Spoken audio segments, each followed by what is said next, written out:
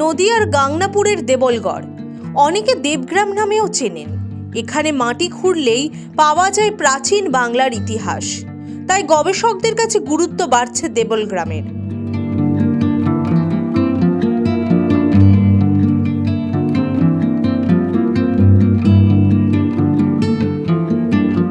ইতিহাসের গবেষক ডক্টর বিশ্বজিৎ রায়, তার দাবি জনশ্রুতি রয়েছে একসময় দেবল রাজার গড় ছিল এই এলাকা, তাই এর নাম হয় দেবগ্রাম।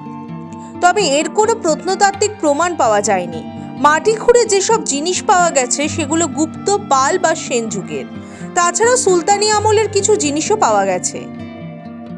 বিগত এক দশক ধরে আমরা এই ক্ষেত্রের ওপরে গবেষণামূলক কাজ করছি, চেষ্টা করছি প্রাচীন ইতিহাস, সভ্যতা, সংস্কৃতির নিদর্শনগুলিকে বাঁচানো, তাদেরকে সংরক্ষণ করার। চাষিরা চাষ করার সময় বা গ্রামবাসীরা ঘরবাড়ি করার সময় যে সমস্ত প্রত্নদ্রব্য পেয়েছেন সেগুলোকে আমরা এখানে এনে সংরক্ষণ করার চেষ্টা করি।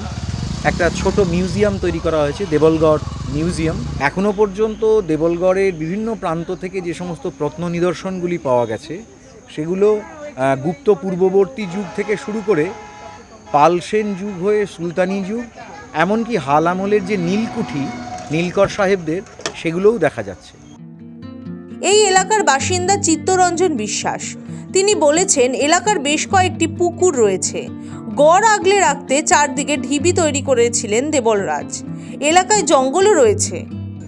দেবগ্রাম, এখানে জনশ্রুতি আছে যে এটা দেবল রাজার গড়, দেবলা পুকুর, দেবল রাজার গড়, দেবল রাজা, তার থেকে দেবগ্রাম।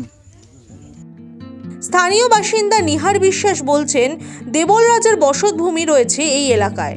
বর্ষায় গ্রামে খোঁড়াখুড়ি করলেই পুরাতাত্ত্বিক জিনিসপত্র পাওয়া যায়। তার জন্য তৈরি হয়েছে সংগ্রহশালা। গ্রামবাসীরা চাইছেন কেন্দ্র ও রাজ্য সরকার দেবলগ্রামের ইতিহাস সংরক্ষণ করার উদ্যোগ নিক।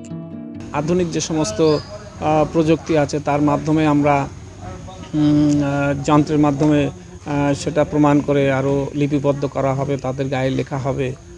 আমাদের লক্ষ্য, আমাদের আশা যে কেন্দ্রীয় সরকার এবং রাজ্য সরকার, উভয় সরকার মিলিত অবস্থায় যেন এখানে খনন কার্য করে এবং নতুন ইতিহাস তৈরি হোক, এটাই আমাদের মূল আশা।